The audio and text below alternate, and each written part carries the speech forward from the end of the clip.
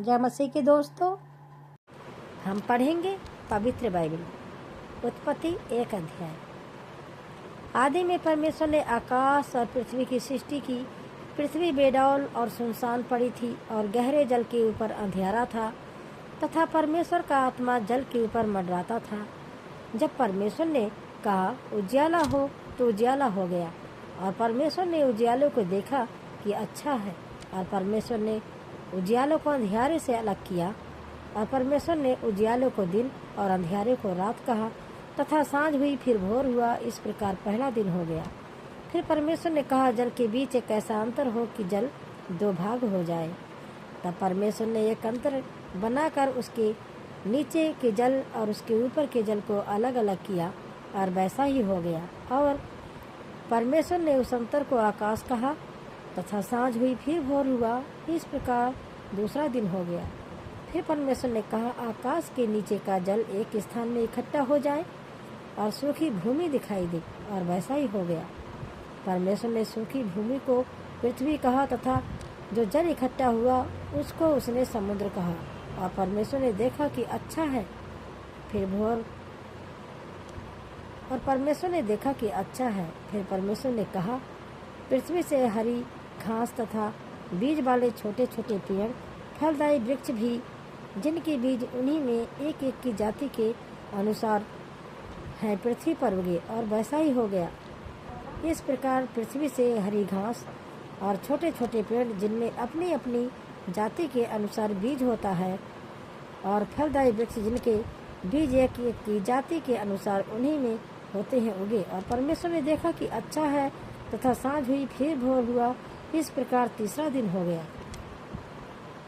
फिर परमेश्वर ने कहा दिन को रात से अलग करने के लिए आकाश के अंतर में ज्योतियां हों, और वे चिन्हों और नियत समय और दिनों और वर्षों के कारण हो, और वे ज्योतियां आकाश के अंतर में पृथ्वी पर प्रकाश देने वाली भी ठहरे, और वैसा ही हो गया। तब परमेश्वर ने 2 बड़ी ज्योतियां बनाई। उनमें से बड़ी ज्योति को दिन पर प्रभुता करने के लिए और छोटी ज्योति को रात पर प्रभुता करने के लिए बनाया, और तारागण को भी बनाया।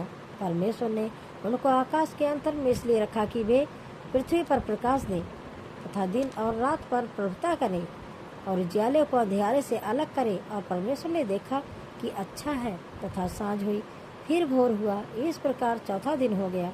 फिर परमेश्वर ने कहा जल जीवित प्राणियों से बहुत ही भर जाए, और पक्षी पृथ्वी के ऊपर आकाश के अंतर में उड़े। इसीलिए परमेश्वर ने जाति जाति के बड़े बड़े जल जंतुओं की और उन सब जीवित प्राणियों की भी सृष्टि की जो चलते फिरते हैं, जिनसे जल बहुत ही भर गया। और एक एक जाति के उड़ने वाले पक्षियों की भी सृष्टि की। और परमेश्वर ने देखा कि अच्छा है। और परमेश्वर ने यह कह के उनको आशीष दी कि फूलो फलो और समुद्र के जल में भर जाओ, और पक्षी पृथ्वी पर बढ़े। तथा सांझ हुई, फिर भोर हुआ। इस प्रकार 5वां दिन हो गया। फिर परमेश्वर ने कहा पृथ्वी से एक एक जाति के जीवित प्राणी, अर्थात घरेलू पशु और रेंगने वाले जंतु, और पृथ्वी के वन पशु जाति जाति के अनुसार उत्पन्न हो, और वैसा ही हो गया। इस प्रकार परमेश्वर ने पृथ्वी के जाति जाति के वन पशुओं को, और जाति जाति के घरेलू पशुओं को, और जाति जाति के भूमि पर सब रहने वाले जंतु को बनाया। और परमेश्वर ने देखा कि अच्छा है। फिर परमेश्वर ने कहा हम मनुष्य को अपने स्वरूप के अनुसार अपनी समानता में बनाएं, और वे समुद्र की मछलियों और आकाश के पक्षियों और घरेलू पशुओं और सारी पृथ्वी पर और सब रेंगने वाले जंतु पर जो पृथ्वी पर रेंगते हैं अधिकार रखे। तब परमेश्वर ने मनुष्य को अपने स्वरूप के अनुसार उत्पन्न किया। अपने ही स्वरूप के अनुसार परमेश्वर ने उसको उत्पन्न किया, नर और नारी करके उसने मनुष्य की सृष्टि की।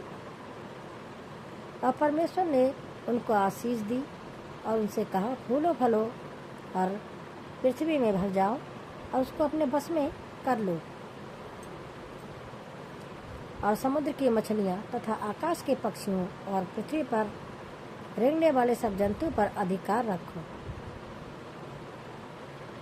फिर परमेश्वर ने उनसे कहा सुनो, जितने बीज वाले छोटे छोटे पेड़ सारी पृथ्वी के ऊपर हैं, और जितने वृक्षों में बीज वाले फल होते हैं वे सब मैंने तुमको दिए हैं, वे तुम्हारे भोजन के लिए हैं। और जितने पृथ्वी के पशु और आकाश के पक्षी और पृथ्वी पर रहने वाले जंतु हैं जिनमें जीवन का प्राण है, उन सब के खाने के लिए मैंने सब हरे हरे छोटे पेड़ दिए हैं। और वैसा ही हो गया। तब परमेश्वर ने जो कुछ बनाया था सबको देखा तो क्या देखा कि वह बहुत ही अच्छा है। तथा सांझ हुई, फिर भोर हुआ, इस प्रकार छठवां दिन हो गया। यूं आकाश और पृथ्वी और उनकी सारी सेना का बनाना समाप्त हो गया। और परमेश्वर ने अपना काम जिसे वह करता था 7वें दिन समाप्त किया और उसने अपने किए हुए सारे काम से 7वें दिन विश्राम किया। और परमेश्वर ने 7वें दिन को आशीष दी और पवित्र ठहराया, क्योंकि उसमें उसने सृष्टि की रचना के अपने सारे काम से विश्राम लिया। आमीन। इस वचन के द्वारा प्रभु अपने लोगों को बहुतायत की आशीष दे।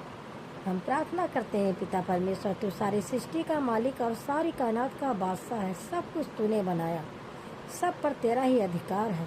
खुदावंद, आज हम प्रार्थना करते हैं प्रभु, सच में तू सृजनहार है प्रभु और जीवन दाता है पिता। तो बहते हुए जीवन के जल का सोता है मेरे खुदा। तेरे लिए कुछ भी असंभव नहीं है प्रभु। मेरे खुदा, आज हम प्रार्थना करते हैं कि तेरा जीवित वचन, पवित्र वचन तेरे लोगों की ज़िंदगी में प्रकाश को लेकर आए। जैसे मेरे प्रभु तूने जब जो कहा तब वो हो गया। आज है मेरे प्रभु, सच में हम तुझसे जो प्रार्थना में मांग रहे हैं और विश्वास करते हैं प्रभु कि तूने हमें आशीष दे दी है। इस प्रार्थना को प्रभु यीशु मसीह के नाम से मांगते हैं। आमीन।